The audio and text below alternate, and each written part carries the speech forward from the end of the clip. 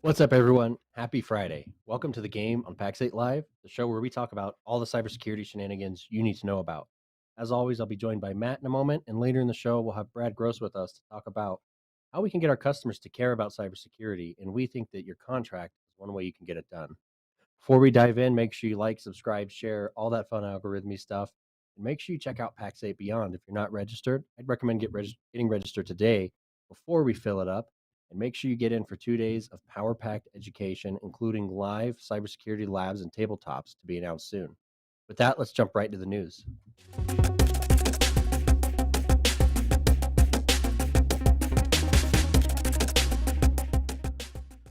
You know, What's up, Matt? Dom, you actually did pitch beyond I without did. forgetting it this time. I We did. should get like Yeah. a point right there, just like a Dom point. Just oop, there you This is go, an 1 point. honorary acronym counter. Yeah, yeah, that's exactly right. Yeah, thank There you. it You know is. what? That works. Yeah. Those count. We're good with that. No, seriously, if you haven't signed up for Beyond, there's some really cool stuff developing. We haven't really touched on it, but there's a new pre-day and cybersecurity days that are planning out, and some really cool exercises that really be valuable. So if you're wanting to go to Beyond again, reach out. I might be able to make sure that you're there. So please reach out to me, and If I'd you're love on the to see you there. fence, don't forget there's a lazy river at the Gaylord. So in between Yeah, sessions, yeah, you can just yeah. chill out. Yeah, I'm actually gonna float around the river and talk about cyber to random strangers, right? Like, I'm like, Yeah, "Have you that's seen your perfect. Yeah, device lately? Are you evangelism. using Fido too?" Yeah, exactly. It's gonna be awesome. All right, man. Let's get Uh, into the news today. Let's bring up that first article about NCR, and we'll get right into it.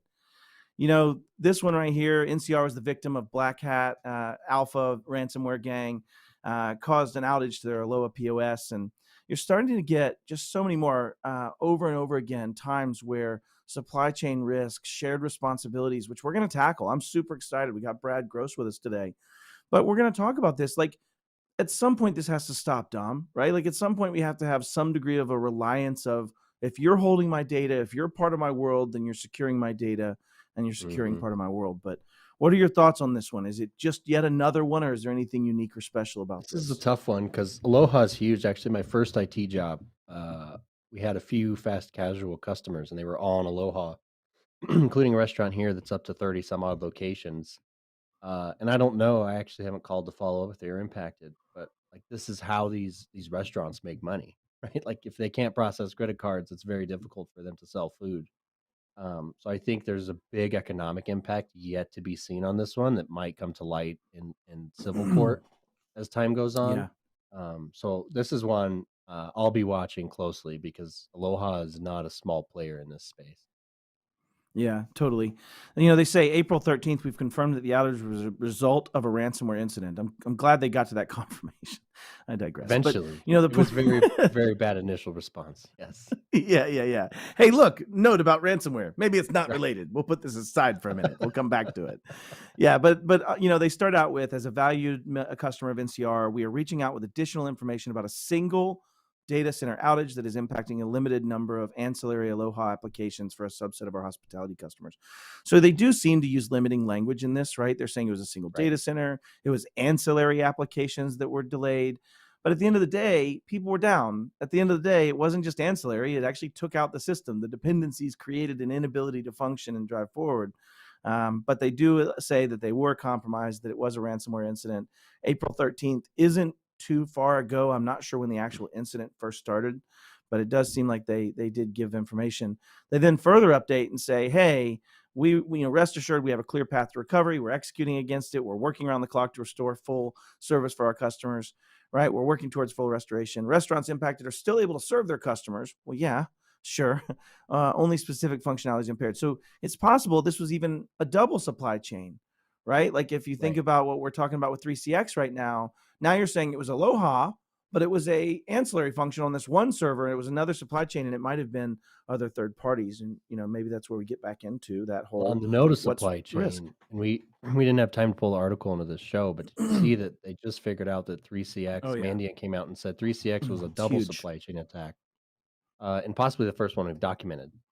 That is Yep. that's Hollywood level threat actor right there, right? It Compromising is. company And A to you know get what? Even though we company don't B. have a graphic on it, let's touch on it. So, like with 3CX, the first initial piece was FFmpeg was Right. impacted, and that's where it happened. That was the initial statement, which I think we can unpack even in this incident response. Like, why say things you don't know? Why drive Right. through some of those things and say, anyways, get off on a tangent. But the nature of this was they compromised a trading platform. I think it was called Trader X. And that platform was already, defunct as far as the actual installer they used, but they compromised that third party, injected malware and C2 capabilities or command and control, C squared. So you Right. guys can give me an acronym on that. But they compromised the C squared capabilities and actually set up as that site, /orders, /processing or something, as the C squared and command and control that they were using on the malware that they were actually deploying inside the organization, which is great because now your malware that is running as if it is a Trader X platform is communicating with Trader X website. What does that look Right. like to a threat analyst, right? Like, it looks Looks perfect like and nothing. normal. Yeah. Yeah. Yeah. But again, what else reared its ugly head in that, and this is becoming a common theme that I think even most MSPs aren't doing, is they're letting their users use local home resources to do day-to-day access into their environment, right? In this Yep. case, it was a compromised credential for the VPN. The VPN then gave access into the system, and the threat actor went to the system within 2 days of gaining access to that credential, which means it was a very harvested and targeted effect that came into play.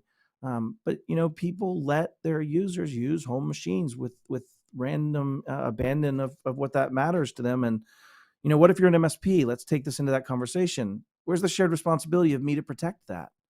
If they allow Right. people to sign in from their home machine, how do I protect you, right? If I can't see Look at the start visibility of and don't have COVID. It was tools. so much, oh, I'm trying to get agents onto home machines and users are worried. Well, yeah, Yeah, I don't want my agent on your home machine. yeah. No. And I don't want you I've on said it your before home and I say it machine. again. Right. Yeah, I've said it before and I say it again. I don't believe in BYOD workstations. Doesn't work. I know. We're going to Um, roll to the ground on that, but I agree with you on the workstations componentry of it, right? So, all right, let's get on to our next article. This one is actually hopefully not foreshadowing of my time that I'll be able to spend in a helicopter here soon, but this is a helicopter crash blamed on not applying a patch. Dom, you want to dig into this just a little bit? It's an interesting one.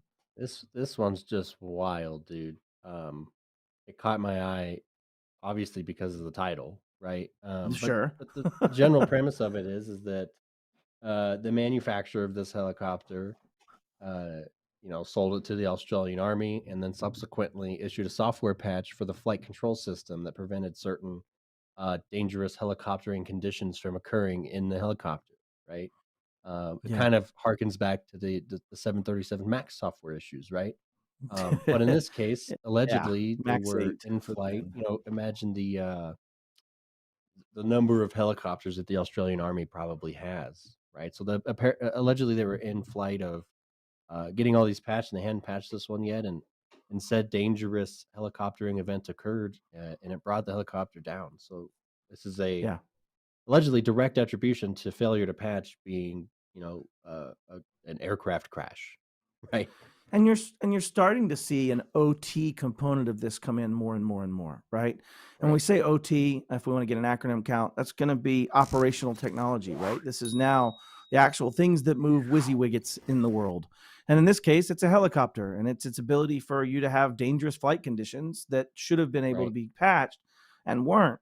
And so you're starting to get into, I think, some very interesting shared responsibility, if you will, between that manufacturer and that nation state, right? The nation state player has a death potentially or a failure of some sort in a crash that is caused by something that could only be tied to their own inability to functionally patch OT, not the Right. manufacturer's ability to deliver this patch. And when we get into this, we're going to take patching as one of our walkthroughs, Dom, from a shared responsibility matrix conversation with Brad of what's responsible for your customer, what should they do, right? Some common things that'll come up out of that will be very related to this. But this is again what we deal with as practitioners all the time. We can't take this This is technology out. We why already had a too, flight like, scheduled. the regulation is so critical here, right? Because military flight, and at least in the US, the difference between a military flight and a civilian flight are rather dramatic, right? But Sure, let's pretend for a second. Imagine Boeing had released an update that just fixes the problem, which is sure. pretty much what it turned out to be, right? But it took Boeing forever.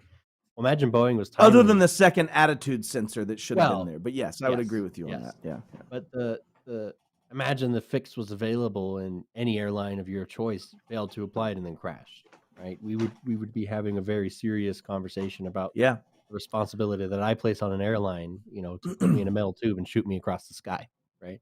Sure. I love that The that terminology of what flying is, Dom. It's not I mean, that's unkin to what the it way is. I flew last week. Yeah, yeah. Oh man. All right, let's get to our last one, and we'll touch this one again. Dom, this one's CFPB, which is the Consumer Finance Protection Bureau, right? And so Yep. CFPB, so we got another acronym there. But this one is saying that there's an insider threat that someone stole 250,000 or 256,000 records of customer accounts in a single institution, pulled off to a private email address, and is described as a major quote unquote breach.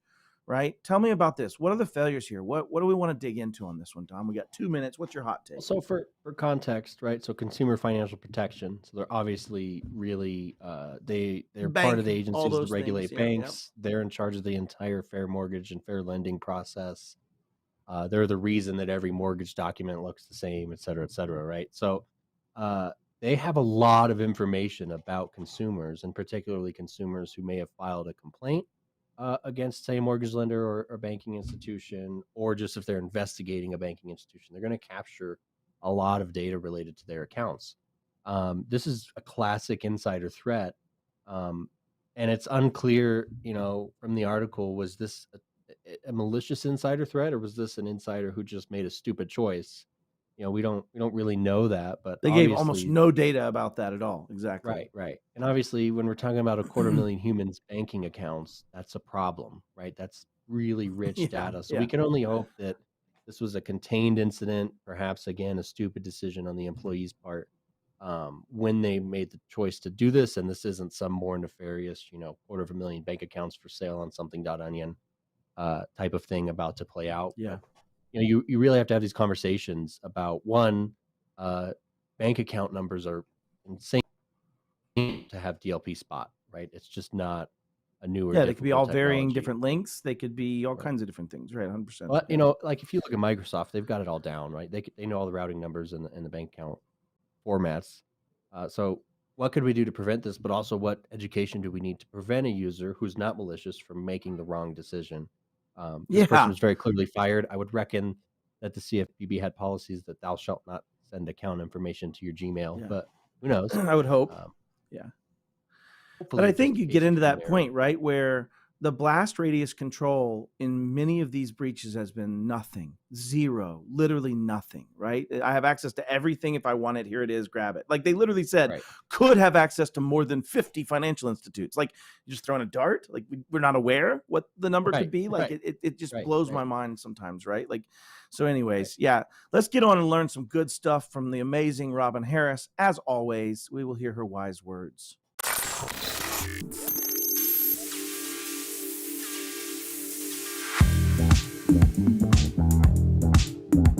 I've got data on my mind, and I want to talk about data.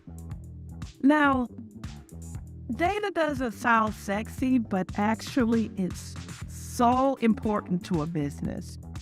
And because data can have all kinds of sensitive information in it, it can expose, your company's strategies and PII and all kinds of things that we don't want just kind of like floating out there in the ethers or bad actors to get their hands on. There's something we need to do to make sure we can adequately track and protect our data. And that is really create a data life cycle and document where is our data? Because now that we're in this cloud era, if you're like most businesses, you will have data all over the place. And this provider, that provider, this system, that system. And what you need to do is you need to map what data is where does it go, how does it get transformed, who are you sharing it with, who are you sending it to. All of that needs to be carefully documented. And one of the reasons that becomes so important is because in the world of privacy, in some situations, it's legally required. Because when somebody comes and says, hey, delete my data, well, how are you going to do that when you don't know all the places you have that data stored? Or all the third parties you may have share that data with? How are you going to fulfill that legal obligation when you're not tracking the data? And then another thing, I had just this amazing experience. I got an email saying, password reset for TypePad. I haven't used TypePad in 100 years. So what the heck was going on? Here's what's going on.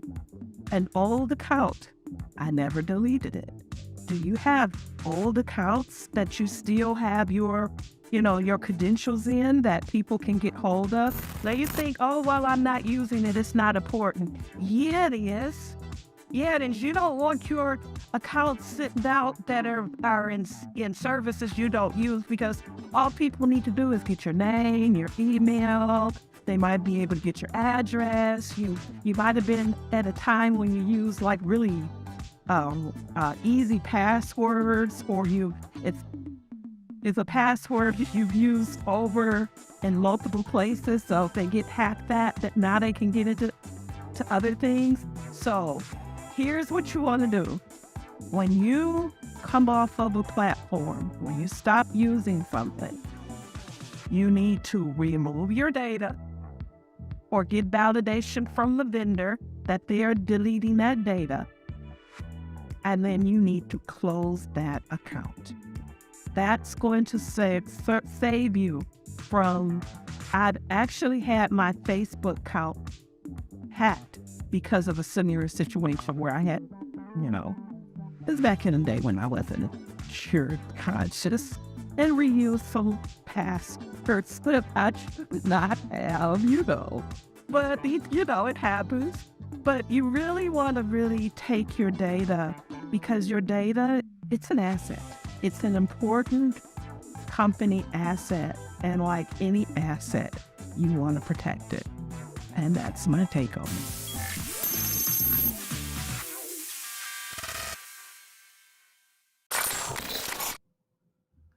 I always love me a good conversation about data. It just gets me Yes. moving. So thank you, Robin Harris. That was awesome.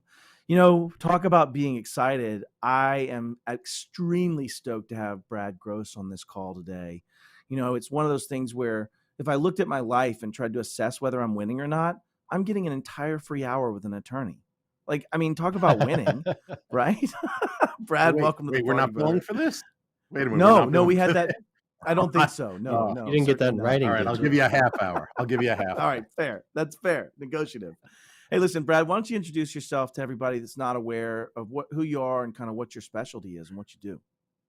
Sure. So nice to be on the show with everybody. I am a technology attorney.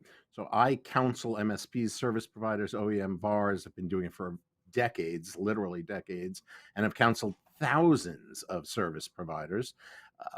I teach a course in corporate cybersecurity practices. I founded the Internet and Computer Crime Division of State Attorney's Office and the DA's office up in New York and down in Miami. So cybersecurity is right there, close to my heart. It's what we do.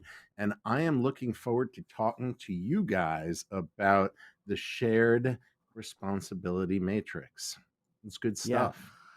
A little housekeeping. If you're watching live on YouTube right now, please feel free to chat, ask questions, make this fun, make this interactive. I'm going to be watching it as well. To set the stage before we get going on this, I want to talk about SRM. And SRM stands for, acronym, Shared Responsibility Matrix, right? And it's this understanding that in order to have a effective cybersecurity policy and effective almost anything, you always have, true story, Dom. See, I just saw the comment come in as you said that. But you always have people that have different responsibilities in order to make something move forward, right? Between me and that company. And so when you think about it, one great way to explain this is when we're talking about functions is pizza as a service. So we're going to bring this graphic up, and Dom, let's talk through what is pizza as a service. Why don't you help people understand what this codifies, right? What are we trying to do here with this graphic? Well, the thing I love about pizza as a service is, one, pizza is delicious, but two, anyone can understand this whole logic, right? So let's start all the way at the left-hand side of this little diagram, and we make our own pizza, which, by the way, is like the best way to make pizza, right? Like, it's delicious. Unless I've made the pizza, because I suck at making pizza. But yes, other than that statement, It is the And most if delicious there's not pizza. pepperoni on the pizza, you're not my friend. I'm just saying. Yeah, or pineapple. You got to have pineapple and anchovies Sometimes too. I go Maybe crazy with maybe Oh, we're no, stepping off no, in stop, a hole here. stop. But, when No, you make your own you're going pizza, you down a get to bad make all those path. decisions, No. right? Like, you get to Yeah, make every true one of though. those decisions. But if you poison yourself, that's on you, right? If you forget to Yeah, cook the beef before you put it in the pizza, sure. that's your fault, right? And Yeah, we kind of 100%. progress. So that's traditional. That's your server in the closet. Everything's on you, Yeah, you right? have to So clean Matt, it. like, You have to do everything, right, right? You have to do the table setup. You have to do the oven. You have to have the dough. You have to be all right. parts, all parties. Light the candles, make it romantic. All of it is on you, right? So what happens when we shift further right and we move over to IaaS or things like that? IaaS is a fun one, right? Because if we think about it just for a second, you got infrastructure as a service. Okay. We think about it in a technical sense, you're still owning the operating system and you're still owning the patching of the operating system and perhaps surrounding network. Well, in pizza sense, right? We still own a significant amount of the pizza process, and we sort of maybe outsourced it a little bit. So Yeah, this is uh, Papa Murphy's, right? This this is is I'm gonna have exactly you this make is the Papa pizza and I'm gonna Murphy's, get it and right? put it in the oven. Right. Yeah, Which again is actually it's not bad because you get that fresh baked taste. But if you burn yourself on the oven, like that's on you, yeah, right? The yeah. True food should story. be Done it. safe to eat and all that jazz. And if you get poisoned, that's on them. But if Right. you burn yourself on the oven or blow up your house because you use a gas oven and you haven't been taking care of your gas lines, like that's on you, right? And then we get to I went a little dark. That's It my might have bad. been a It's defective okay. valve. Yeah, there's There's lots of things. Now the you It know, could be a attorney's gonna class chime action. in with all Yeah. the right, options, right? right. Yeah, of course. You know, don't be so quick to blame it on yourself. That's all I'm saying. Fair enough. I like that. I like that. But then we have platform as a service, right? And this one, I think, just about the whole thing is taken care of. And this is Papa John's or Domino's or if you want Yeah, good pizza, hopefully some local shop closer to you. Um, sorry, Papa John's. yeah. Uh, Nothing personal. man, Peyton's gonna pull out a Beyond And now. then But anyways, um, and in each of these, right, you're seeing that responsibility shift more to the pizza maker, more to that right, service provider than you are to me, right? And when you get to right, dining out, they're even going to pick up the tablecloth. They're even going to pick up my right. forks, and they're going to be done with it and move it in for the next person. And I think that's the difference of, and when we think about shared responsibility in our world, is that in the same light, how many of you have actually asked Papa Murphy's how well they cleaned their counters before they made the pizza? How many of you actually checked to see that they're doing the things necessary to ensure that everything's set up for you not to be poisoned as a result of Well, but that? And I Matt, think that is this how do we conversation. Yeah. how do we spot check that and kind of enforce it, right? Yeah. We They don't like it regulate when I it. jump And we over have the a health counter and start department that looking at gets the the, random yeah. yeah, but we regulate it and we have a health department that goes in and makes sure True that, story. all employees wash hands after using the bathroom and we clean the counters and we store our ingredients at the proper temperature. Um, so, speaking of perhaps the idea of regulation, but we do place a lot of faith in the full service pizza model, right? They're going to cook it right. Yep. It's going to be good. It's going to be hot when it shows up at the door, or when it shows up at my table. There's a lot, but I'm not really responsible for the outcome of that, besides ordering the Right. right pizza that I want to eat. And I think that brings me to this conversation today. How responsible are we? And, Brad, I'd like you to give me a little bit of a state of the union of as you think about an MSP to their client partner. Let's just take it Yeah. in that granularity and lens. How much Well, is being done in this regard? I think that your pizza model, besides the fact that I disagree wholeheartedly about that whole anchovy and pineapple thing, I don't know if I can recover. Well, then you're from really that, going to by the way. hate the I'm not baking sure. soda one. That might be an irrecoverable error. I'm just saying. Fair, But fair. aside An from the moment, unforced I think flight what you're landing. pointing out, what you're pointing out is that responsibility and control is going to shift depending on how many outsourced services you're using, right? So if you're not outsourcing anything, then the responsibility falls on you. If you're making your own pizza, if you are outsourcing the entire thing and all you're going to do is eat it, then you just have to make sure you're in the right place at the right time. And then there's the continuum somewhere between there, and that is where I think the responsibility matrix comes in. You have to figure out, you have to map, okay, between as an MSP, you have to know what you are going to be responsible for, what your customer's responsibility for, and that has to be mapped out. And the issue that we see all the time is that lack of mapping, that lack of awareness The lack of documentation leads to Yep. ambiguity. Ambiguity is mismanaged expectation, and that's where lawyers make their money. Yeah, And and that's if nobody's massive, ever right? followed, So go ahead. we could go all the way back to, well, not all the way. This was somewhat recent. The White House came out with their cybersecurity strategy on the heels of Jen Easterly talking about shifting that blame. And Brad, you did a really great podcast with Wes right after that. But I wrote about it immediately. And the first comment on my LinkedIn post was, isn't this just a way for customers to wash their hands of cyber and push it to the MSP? And they were right. And I'm sorry, I don't remember who made that comment. I wasn't prepared, but they were right. And I replied, well, you have to establish your shared responsibilities. And that's kind of how this came to light. I was like, how do we do that? Right? How do we know for sure in our relationship with business partners or customers that the responsibility set?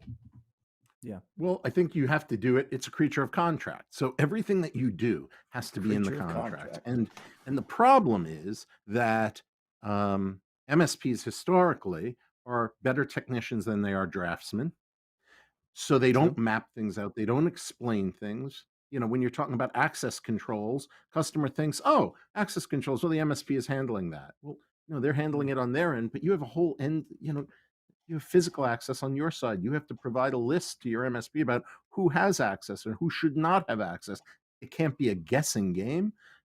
But Right. because those types of things are not analyzed in detail, you get problems. I'm Yeah. sorry, I smiled when I say problems. It's a attorney thing. When I say problem, I smile. I'm working on It's it. a My nervous therapist tick. and I are working Yeah. on it. Well, Yeah, I'm in yeah, a happy yeah. place. I'm in a good place. So, yeah. And I think that's the point of we're all starting to understand more of this. Let's just take a great example. So our helicopter. Let's say that the MSP is responsible for patching this helicopter. And you get into this conversation of where does the responsibility lie? Well, you got to give me the helicopter. I got to has it so I can patches it. You can't leave it in operation and that whole time. Well, just like with patching of normal systems, MSPs often find challenges getting their clients to say, sure, you can patch anytime you want to. It's the most priority. Take us down. Let's get her done.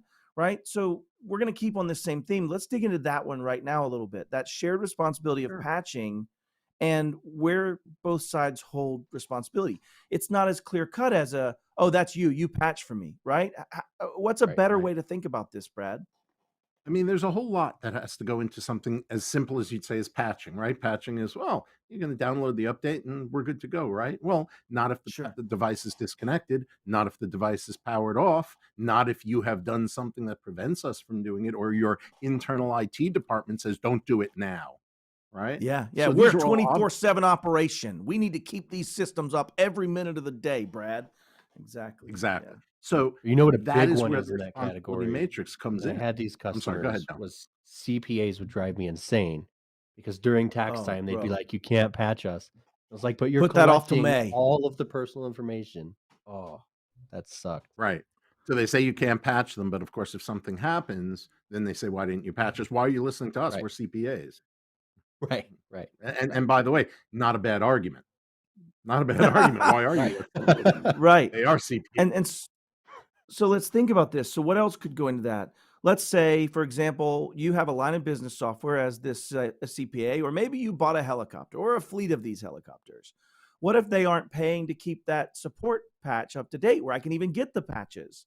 How does that affect my accountability and responsibility of that? And so I think as you dig through this, you can see this gets kind of complex where there's dependencies on both Sure, sides that come together to sure. some shared common output, right? And that's kind of the goal. When Agreed. I think about that, I like, go ahead, Brad. Yeah. No, I was going to say, and this is why it's so important to map these responsibilities. Literally create a map, create a chart. Sure. This is what you're responsible for. This is what I'm responsible for. This is a shared responsibility. And MSPs traditionally shy away from that largely because, well, I think for two reasons. One, official, and one unofficial. Official is they like to keep their documents and their contracts short, and these maps lengthen the things, and it's an obstacle to the sales process. Okay. Sure. Unofficial, they don't know what they should be responsible for. They haven't thought through it themselves, and that's a The probably problem. more Not all of likely it, accurate but one. a lot. Yeah. Yeah, Hmm. No, Yeah. you hit the nail on the head. When we did this at CompTIA and we were doing a just day tech exercise, it was amazing how much even the people in the room that are the ones leading this realized, oh my gosh, even when we talk about patching, there's 7 or 8 things that have to be addressed here, right? And you called out some of them: being online, having the right patch window established, enforcement of patching, Right. tracking of patching, approval of those things. Right. But yeah, it's pretty myriad. So have you seen anybody doing this well, Brad? Have you seen anybody really tackle bringing this into their contract? And if so, why was it successful? What did you see that was positive out of that? Well, first of all, you see it with the MSPs that are okay. So yes, I've seen it done well. It's not done well very often. And the way that I like to explain it to MSPs is I say, listen, um, think about, believe it or not, this is a concept that we used when I was a prosecutor, and we called it the salami technique. When you order a piece of salami, right? You don't go in and just, can I have a salami? And they give you a whole Did thing. it I have mean, maybe you do. anchovies? No anchovies. Stop with the anchovies. I'm just trying to figure this out here. I'm trying to figure this out. God, I don't even like them in Caesar dressing, and it's supposed to have it in. All right, we digress. So when you order salami, when you go to a deli, you don't say, "Give me salami." No, what you say is, "I want X number of slices," or "I want a pound," and they slice it. Right? They slice it. Yeah. So the idea is, you gotta slice the scenario up, thin slices. It can't just be, well, you're gonna give me patches, right? Yeah, we're gonna update you. That's just giving you the salami. It's okay. So we're gonna be patched, and here's how it's gonna work. Devices have to be connected. They have to be powered on. You have to give us access. We have to set up scheduled downtime hours, whether you like that or not, right? You have to stay up with your payments so we could actually pay and obtain these patches so we could give them to you. Slice it up, right? And when you start to slice the scenario up, and you could do that for any service. I mean, you could do that for anything from RMM to BDR to block consulting hours, to dark web monitoring, whatever you want to do, you slice it thin. And when you talk to an MSP in that way, they start thinking in a different mindset, and that allows the conversation to happen. Yeah, and the way I would tackle this is, and you really hit the nail on the head. If I was to try to establish a shared responsibility matrix, the first thing I have to understand is what goes into it. What goes into making something happen? And I think you start with that as your deliverables, right? You start at, here's the end deliverable, it's patching. Here's the end deliverable, it's whatever it may be, system swap outs. Here's the end deliverable, it's new software analysis. And when you start getting into each of those components, you now establish the bolts, right? What are the little bolts that go into that? The next thing is to look at that and say, okay, who's responsible for this? Who's accountable for this? Who just needs to be informed? And who needs to be consulted? And if you're following along, I just gave you the RIAC method. It's actually supposed to be RACI, so the consulted goes before the informed. But I'm subject to failure too. It's custom, right? It's customized. So good. It's RIAC method. But when you think about that, if you try to put it in that lens, you take these little pieces. Oh, the auditors are here. I better stay on my P's and Q's. Yeah. They actually just recently got on to me too. I can't say any expletives around these anymore either. Your auditors are serious, bro. I know. All right. I know. That they don't mess said, around. if you think about responsible, accountable, consulted, and informed, two of those kind of make a lot of sense, right? Because they help count on, I'm going to patch you tonight. What does that sound like? What is being done there when I say something like that? Anybody? Mommy, on my holiday. I agree. The auditor's always right. Okay. So the RACI matrix, somebody's being informed, right? I'm informing you, hey, I'm going to patch, right? But I might consult with people. Hey, head of department that runs the night shift, when can I patch? What is the impact of patching? What are the challenges, right? So I want to tackle talking about RACI and defining what those look like. So Dom, if I asked you, what does responsibility mean? The R in RACI, what is your thought about that? What does the R mean? What does that role mean? And you can chip in as well, if you will, Brad. Mm-hmm. For me, it's the outcome of whatever that piece of the matrix is. I have to own that, right? It's very similar to how I approach like people leadership. I own the outcome of the team, right? So I'm firmly in the R, and I have to distribute the work amongst the team to achieve that outcome, right? So if I'm responsible for ensuring things are patched, then I need to take charge to make sure things get patched, right? Yeah, absolutely. I agree. Right. I agree. I think that responsibility is, you have to figure out who is responsible for implementing, who is responsible for execution, right? Who's responsible for obtaining consent, right? Sometimes a responsibility is not just implementing it; it's also obtaining permission to do what you have to do Right. to implement. Yeah. So that falls under the R. Yeah. So the shortest way to say responsible is the person who does the work to complete the task, right? So the Mhm. Well, and responsible so one slightly is does the work. tangential, and I promise this won't take long. We're back on track. But if we think about, I actually had this with a customer, and our standard patch window was, I don't even remember, it was years ago. Let's say it was midnight to 2, right? We were going to do patches. Well, this customer came back and said, I don't want to leave our machines on and not sleeping all night because we want to be very green and whatever. I was like, okay, that's fine. We're going to patch you at lunchtime because most of your office takes lunch between 12 and 1. And we found that solution. So there's also, I think there's give like in any sort of relationship, we did a lot of give and take. And I think in a 24/7 shop, we look at architecting high availability patch environment so that you can patch one and the others up, right? So Yep. there's Yep. a ton of options, and I think if you're going through this matrix and saying, "Hey, I'm responsible for this. I own the outcome, so I need to do it," you can find a solution to make sure it gets done. And I think that's our column, Yeah. right? Is finding a Yeah. way to make sure that your outcome is delivered. So the responsible party in patching for a MSP in the traditional operating system patches and traditional line of business third-party application patches is probably the MSP. I'm going to be the one doing the work. I'm going to be the one Mhm. patching it. But accountability is the next one we're going to talk about in the RACI matrix, and it says the one ultimately answerable for the correct and thorough completion or deliverable of a task, the one who ensures the prerequisites have been met, who delegates the work to those responsible, and in other words, the accountable must sign off for that being done. I would still argue that patching, the accountable party, is still going to be the Oh, MSP. Wouldn't you agree? 100%. Yeah. So they hold R and A. 100%. Now we I'm 100%. got the sorry, attorney in the room. No, no, no, no, 99%. no. Yeah, That's yeah, my yeah, yeah. bad. Sorry. 99.9. I My love it. I bad. love it. All right, give me that. Well, that was Well, so if you have succinct it, of a it depends. correction there. I could think of a co-managed situation, right, where the MSP is There you doing the go. patching, but it's the internal department, the IT department that has accountability to make sure it was done, right? Thank you, Matt. Thank you. Yes, I Yeah. love you too. Full hard hands, bro. Full. I mean, I had to do it. Hmm. Yeah, 100%. And I think that's why being non-granular and just saying you've all of it shared responsibility being over the fence or not is not right. This gives a better lens for that. When you think about accountability, you nailed it perfectly. If at the end of the day, the internal IT department's the one that's responsible for being held accountable to this, while I'm responsible for actually doing the work, that's how you do that kind of separation of duties and validation of something that's checking and getting it done.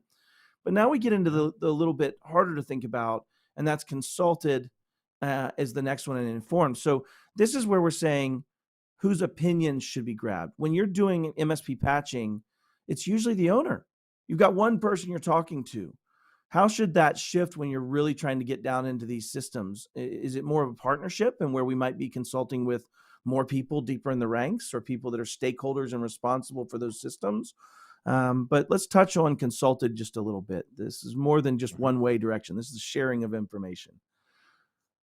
Well, for me, it depends on the organization. Some organizations you report right to the top and that's it. Others you report to a board. Some have a Yep. security team that you're supposed to report to. But certainly, who has to be informed um, and by the way, it might also be an internal IT department, or it might be a Sure. combination of any of them. So I think that it varies depending on the organization.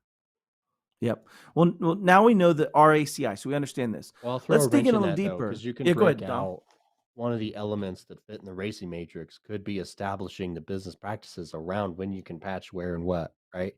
So if you have a more complex organization that does have a manufacturing floor, someone could be Right. responsible for helping us build the schedule on when we can patch the manufacturing floor. So you could get super Yeah. detailed here.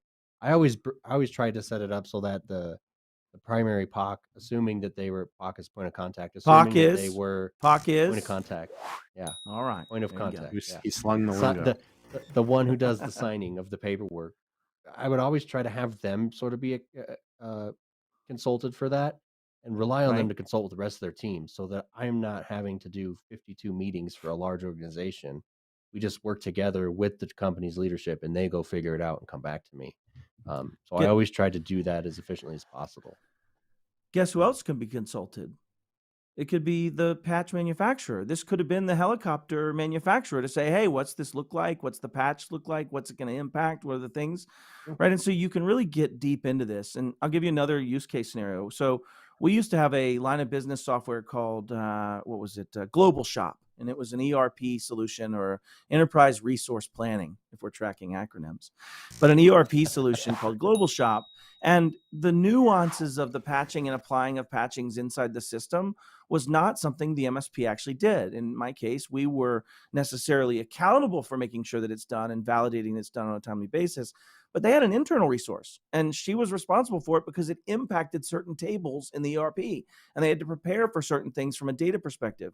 So in that case, she was responsible for patching, the customer was, but I was accountable for its patching being validated and completed across the systems afterwards, right? And so you can get into a way where, to your point, it's not mapped out, Brad, right? But you could start building each of the functions as an MSP that you're doing and start tackling it from a who's responsible, who's accountable, who's consulted, and who's informed. And I think, to your point, Brad, most lawsuits, people that don't follow Brad, one of the statements he's making most of the time is lawsuits don't come from a failure of doing something. It's a failure to manage expectations, right? And when you get into that, this is a great way to manage those expectations. If you hit the I at the right place and the C's in the right place, you will never have somebody ready to fire you for poorly communicating. Would you touch on I that, agree. Brad, of All how about it. that is a big piece? Yeah, it's all about it. As you said, um, the most vicious, the most belligerent, the most expensive battles between MSPs and their customers have nothing, almost never, have anything to do with a failure to provide or facilitate a service. Instead, it's mismanaged expectations. You're providing A, B, and C. Your client thought you were going to provide A1, 2, 3, B, B1, 2, 3, C, 1, 2, and it's a question of scope. It's a question of ambiguity, and that's where the friction occurs. So when you have a shared responsibility matrix, you're eliminating, or largely eliminating, ambiguity. Now the Reducing. attorney's saying eliminating? Come on, Reducing, bro. I yeah. thought we were going to be less hyperbolous in this conversation. Well, I'm trying to. By the way, I see everyone's getting points for slinging lingo. I'm ready to do that anytime. Oh, let's do it. Tell me a few. Let's get into some Slinging acronyms acronyms. from the attorney I'm side. Let's just going to roll be it in up. context. It's going to have to be in Okay. context. Okay. We'll work I it like out. your spirit there. Yeah, it's good. It's Yeah. good. You teach a lot of this, and actually I'm going to give you an acronym opportunity. So you teach a lot of this stuff right now to law students in a certain program. I can't remember the acronym, but tell me a little bit about that and how that comes up. LLM. Yeah. So the There you idea go. is that No, you got to that define law it. students- Oh, so now you got me, because LLM is like some Latin thing. I don't know. I'll work on It's like that. You do JD your is thing. You wait, continue. JD is Juris Doctor, right? I mean, it's not like something that rolls off your tongue. But what it is students who are pursuing LLMs are pursuing advanced degrees in whatever legal career they're doing. And there's now a burgeoning and really growing sector of the law related to corporate cybersecurity and the responsibility, and who has responsibility for what, and at what point does the corporation have a legal responsibility or a moral or ethical responsibility, and how is the law evolving such that what a company might not be responsible for legally today, it might be interpreted differently 2 or 3 years from now. So that area of the law is really emerging, and shared responsibility is a huge part of it. Yeah, and that's what it came up because we were talking about when you were talking about your it's a legume magister, I suppose in Latin. I had to feel fancy when I was saying it, so I did go up in a weird octave. But LLM stands for legume I didn't even get the points. I magister. use the Yeah. term. I don't get the points. It's I know. not I right. steal the points. Yeah. That's the points for me. LLM. You can have them as a caveat. We'll give them to you. You're fine. You put it in the But form of a question, though. I'm just wondering. nope, we're good. That Okay. Alex doesn't Oh, make all that right. happen here. So we're in good shape. No, but seriously, from a racy perspective and teaching attorneys this, it's because a lot of this isn't played out yet. It hasn't played out yet in precedents. We haven't seen a lot of this play out. And I think that, to your point, speaking on things that could bite you later in a future interpretation of it, a lot of that can be dealt with by having really defined responsibility matrices that you build out as an MSP in my guess. Is that correct? Is that kind of the call to Yes. action here? Yeah. The more detail, the better. More How do detail, you the do better. this? Do you put it in your contract? Do you make it a reference to your contract? How does this play out, Brad? How do you make something that's non-static play out like that? Great question. Good question. So I get the one a two day. goals, you get one a day, and this was it. The I two burned it on goals that you this. want to achieve in the contract process, first goal, lower the bar of entry. Make it easy Okay. for your customers to accept your document. In that regard, you don't want to have a document that's 50 pages long, that has a lot of explanation and narrative and so on. It's an obstacle. So we want to reduce the size of the agreement that you're presenting, but we still want to manage expectations. What I always recommend doing is having a separate document, a user manual, Yeah. or something akin to it that says this is how we're going to do things, and then the contract simply references it. You know, we're going to perform or provide or facilitate this service. It's going to be done pursuant to our shared matrix, and our shared matrix can be found here, Nice. www.whatever.com/matrix, something to that effect. So you're still managing expectations and you're laying out the guidelines, but you're not throwing it in front of the client and making it a 50-page document that they're not going to Right. accept. Because I understand sales is important. And sometimes salespeople can't sell a 50-page document, but they can sell a document that might be 5 pages or 6 pages And that 73 reference. pages of links. Yeah. That's Totally. fine. You I know who got does another that, by the way? question. Who's Everybody. that? Everybody. 100%. Everybody. Everybody does. So Yeah. let's say I'm going down the journey of starting an SRM. Let's say I'm going to have a shared responsibility matrix that I'm going to start curating and growing over time with my clients. Do I have to have evidence of holding people accountable to that in order for it to be effective? As in, if I don't follow it, does it also take away the protection it provides for me? Well, it does two things if you don't follow it. First, it dilutes the effectiveness of it, obviously, if you don't follow it. But second, it starts to demonstrate selective enforcement.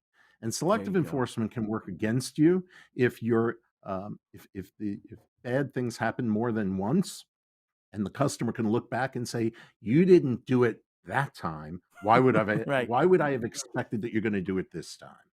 Selective enforcement is a serious problem that can easily be avoided by being consistent. Yep. And I think that's my advocation then, because of those statements.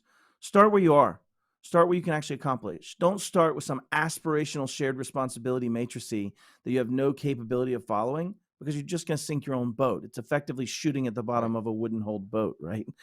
Right. Dom, when you did this in the past, and I'll admit, I'll tell on myself, the concept of a shared responsibility matrix when I was going through this process 3 years ago was not even a concept to be talked about in my world. I absolutely am a failure at this. But Dom, when you were doing this in your world, did you have a shared responsibility matrix? Did you dig into that yet with your clients, or is this on the theoretical edge of most SMB MSPs? It was pretty theoretical for us. I mean, we had like a couple clauses that are trying to address, patching windows and agreeing to leave things on and agreeing not to close down the EPP product. But it wasn't a true matrix of understanding of who's in charge of or accountable for what. We never got to that point. So I think initially it's hard, right? Because you also have to think about, on the flip side, even if I start where I'm at, I establish a RACI matrix. Now I have to build business process to make sure I get that consistency and don't find myself selectively enforcing things. If you have an item of who's responsible for validating a new user addition request, that's got to be worked in your business process so that whoever gets that request does it every time, right? So there's also a lot of operational maturity, I think, that you have to build to meet your own SRM. So I agree. Start where you are. Along those lines, there's shared security, shared responsibility between, a company and its customer, MSP and its customer. There should be a shared responsibility internally in your own organization. Yeah. Okay. Even companies that don't use MSPs, they still need to have a shared responsibility matrix. They might have internal IT departments, they might have security teams, they might have a whole lot of different departments that have a lot of fingers and a lot of pies, right? And you need to have that matrix internally, and then, of course, one externally with your customer. Yeah. Yeah, you nailed it. I mean, I think the understanding of stakeholder responsibilities for information systems is such a critical aspect. When you look at the national cybersecurity strategy, one of the key components is talking about shifting responsibility. It's talking about saying at the end of the day, and you brought this up in our first call, Brad, about this whole consumer safety conversation. If I look out a window and out on the street full of cars from 1970 through now, there's going to be a pretty well understood belief that they're responsible for having the car have a seatbelt. They're responsible having the overall body design make sense and all those things. And so you're starting to see this world where we're just seeing the beginnings of that responsibility shifting, just like the automakers did, from that consumer knowing whether they're safe and doing the right things to the producer doing it. When you look at national cybersecurity strategy, they said, we're going to shift this to the manufacturers, to the service providers, to the MSPs. Well, if you're not defining it, then that balance is all shifting to you. And I've also said this before. One of the biggest things I get up on a high horse about is an MSSP saying they're an MSSP when they don't even know what data I have. You can't. You have to know what I have. You have to ask me to put it in the right places. You have to ask me to tag it correctly. You have to ask me to help you give that data. That's shared responsibility. And I think that we're just waking up to this understanding of this isn't as cut and dry. There are nuances to things. It's going to be different in every scenario. But Dom, I think you hit the nail on the head. It's an operational maturity shift too.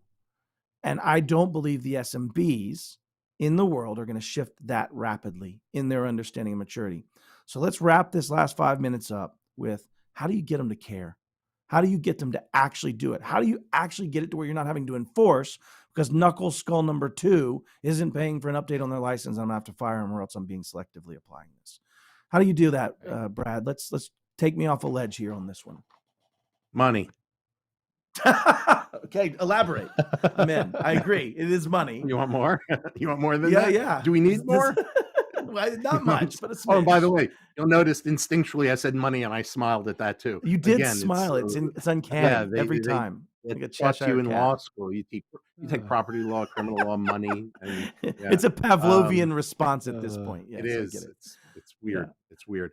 The way you get them to care is you point out how much it'll cost them if they don't care, right? You Okay. have to point out what happens if responsibilities aren't allocated and people aren't cooperative and they don't understand where things matter. Then remediation, then diagnoses, and so forth are all going to be billed on a time and materials basis. And there's going to be surprise and there's going to be mismanaged expectations. So what you do is you tell your customer, if they say, I don't need all this detail, I don't need to know all this. You say, yes, you do, because it's going to you're going to incur fees, you're going to incur costs, you might incur some Sure. downtime as well. You need to care about that. That's where you hit them, because if you don't go there, they're not going to understand it. Yeah, I think that kind of nails it, right? From that perspective. It's interesting though. I was a banker for a long time, and one of the hardest things you ever dealt with, because you're in a mixed branch where you're not just doing private banking, you have kids with no money and people with lots of it, is every single account I ever opened, I showed them, this is what a transaction fee costs. This is how much an overdraft fee costs.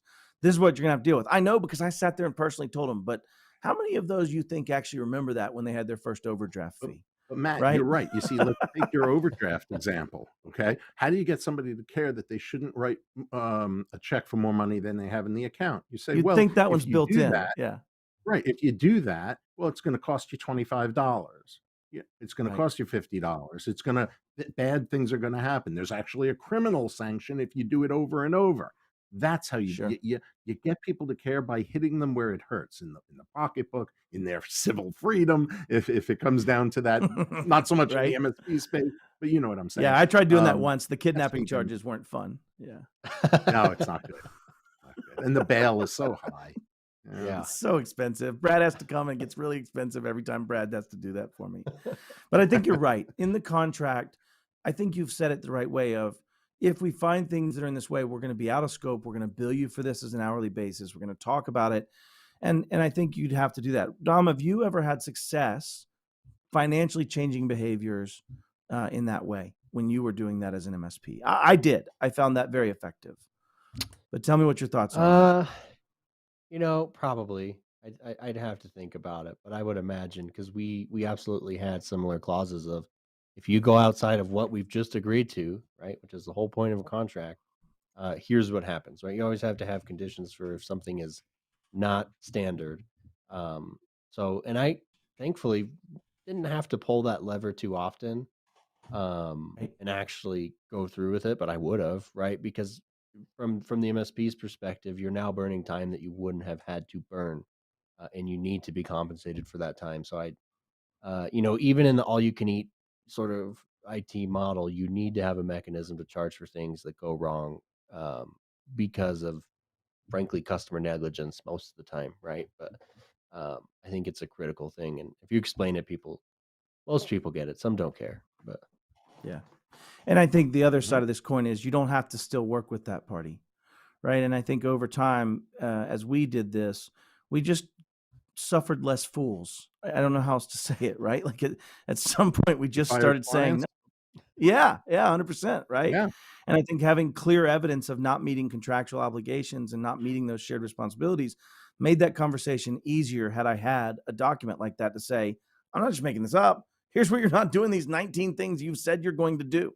And that makes it right. impossible for me to secure you. And it makes it very hard for me to deal with this risk. And I think that's the advocation. Brad, I'm going to let you close this out here in just a second, but I want to make sure everybody understands. I have one advocation, I have one ask, and I'd love for you to put it in comments. I'd love for you to reply to me like live on LinkedIn, anywhere you'd like to. Take one of your services that you offer and break it into its little Brad pieces, its salami slices, and then figure Salami out who slice. owns each salami slice, what piece needs to be on your side, and maybe without even the customer, just think it through as a thought exercise. And then I would advocate go forward and do that on a constant basis. Brad, let's close this out. We'll get it over to Dom to wrap us up and do all the procedural things here at the end. Okay. Well, I agree with you. I think that the shared responsibility matrix is going to save you, the MSP, a lot of time, a lot of money, and a lot of heartache. It's something that's worth the endeavor. And once you do it once or twice, it applies over and over to all your customers. So it's not an endeavor that requires full time commitment every time. It's something you can learn. It's worth implementing. Awesome. You heard it here first. Dom, first off, Brad, you're a rock star. I love having you in our corner, and I'm so thankful for you being here Thank today, you, buddy. sir. I really appreciate you. Dom, let's Thank wrap you. us up. What are we doing next week? Brad, thanks so much for coming to the show with us. This has been an incredible conversation. Hopefully, we'll get to have you on in the future again when the next cybersecurity shenanigans come out of the federal government. But with that, that's our show for the week. Make sure you join us next week. Make sure to like, subscribe, share, and all that jazz. Don't forget to catch Technically Unraveled and Academy Live next week. And the one and only Craig Donovan, the exclusive consumer of the Pax8 turtleneck, is launching his own show where he talks about Yes. real partner The stories professor's in. live in the field. We'll see you next week. Love it. See y'all next week, folks.